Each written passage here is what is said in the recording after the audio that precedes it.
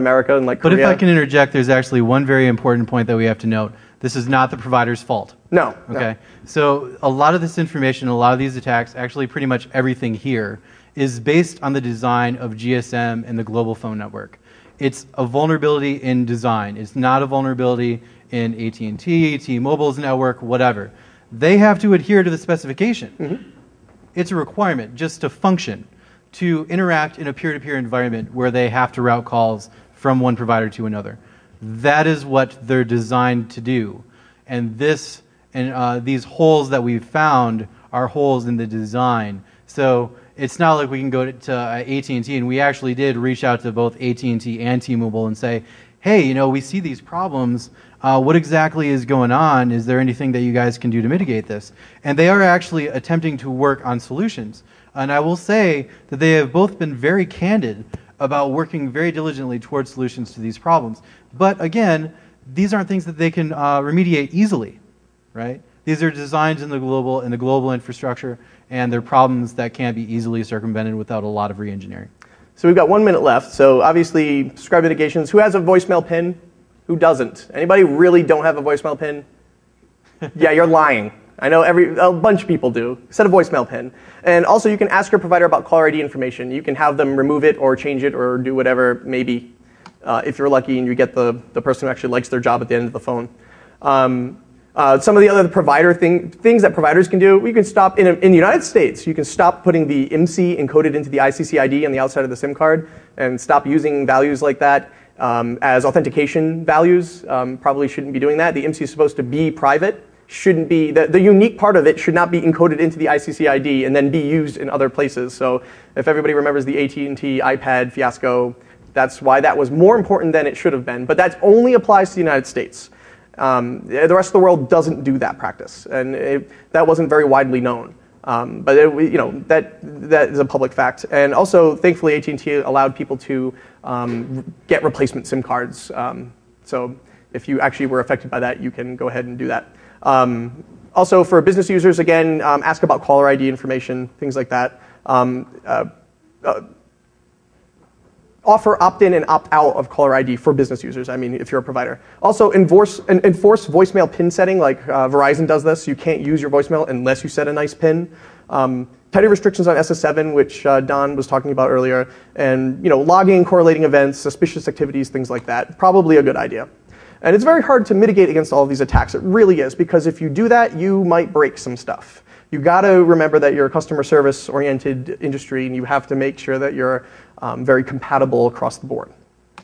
And of course, there's some detection methods. Vigilance and common sense. Who here has vigilance and common sense? Everyone. So Nathan's shaking his head. Well, you're still in college, so it'll eventually come to you. Eventually. Maybe your lack of common sense was going to college. Thought about that? No, kidding. Dude, you should play the audio. Oh, okay. You know what? It's the last day. It's the last talk. We're out of time, but I got something. We want to leave you with something at least a little bit funny. But I don't think, is there an audio hookup for this? Maybe not. Just play it with the mic. Oh, yeah, okay. Hold on. So talking about voicemail pins and caller ID spoofing and dropping people into actual caller ID scenarios where they're getting a call from somebody that they don't know and they pick up the phone and it sounds really weird. Yeah, so I'll explain this after I play it. Hopefully you guys can hear it. If not, I'll just explain it. You will Please enter your password, then press pound. Hello? Please enter your password, then press pound. Thank you for using T-Mobile voicemail. Goodbye. Yeah. So can somebody actually in the audience tell me exactly what just happened there? Anybody? So some guy got a phone call from his voicemail, picked up, his voicemail said, please enter your password. So he entered it, and of course, if you are the person on the other end of this, and you've used all these tools to target this person, you're in the middle of an intelligence gathering operation against them, you decode the DTMF tones that they just entered, and you can tell that it was a 4-digit PIN because they entered, 4 digits and then a pause and then the pound sign. And then T-Mobile said goodbye. And they probably went, oh, okay, well, that's cool. I guess that's a totally expected thing that should happen. Yeah. And so because I have nothing to lose, I played that. And that had nothing to do with ISEC Partners or Don Bailey. So. Oh, and keep in mind, the person that was called was a security researcher. Yes. Let's see Robin Sage do that. Am I right? Let's see Robin Sage pull off. I think that's one of the coolest social engineering tricks I've ever done personally, and it's just so stupid. That's so simple that's what makes it so cool. So. That's the best part about this entire talk. It's all dumb pet tricks. Yeah. That's all we're doing. Can you believe this stuff still works? Anyway, you're all still here, so I'm going to go through these real quick. So again, pro tip in the security industry, if you get a phone call from your voicemail, don't pick it up. If it asks you for a password, don't give it out. Just because it's a sexy voice on the other end of the line, it's from a machine. She's still a machine, remember. She doesn't want to know your PIN number. That doesn't make her not sexy, though. That's personal preference. T-Mobile girl who does the voiceovers. I'm available. Call me. I guess Megan Fox is out of luck, man. She can come too, I guess. She's cool with it. We have an open relationship, Megan and I. Just to announce that to the ladies in the room. All 3 of you. I'm not counting the long-haired man in the back there. Anyway, defense continued. If you receive a flood of SMS messages and strange MMSs from random numbers, and you never did that, you never saw that before, might be something bad. Look into it. If you keep getting missed calls from random numbers and they never ring, it might be your friend trying to slide dial you. It might be somebody trying to do something else using that technique. Look into it. Also, remember, you always have the option to change your phone number. I mean, of course, if they'll try to find you again in the caller ID database, but you can always do that. Takes 2 seconds.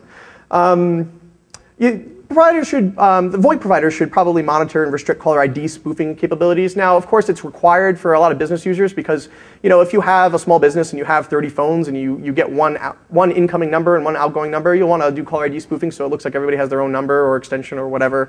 I mean, there's business cases for this, but maybe they should try to vet who they're allowing to do caller ID spoofing. It's always going to be a possibility. You can never you never put a stop to it, but I figured I'd throw it in there because I wanted to do my due diligence. Unemployment. Yeah. And then, of course, threats to enterprises and corporations. All of the things we just talked about were mostly against individuals. Now apply this to a CEO. Apply this to a group of people at an important corporation.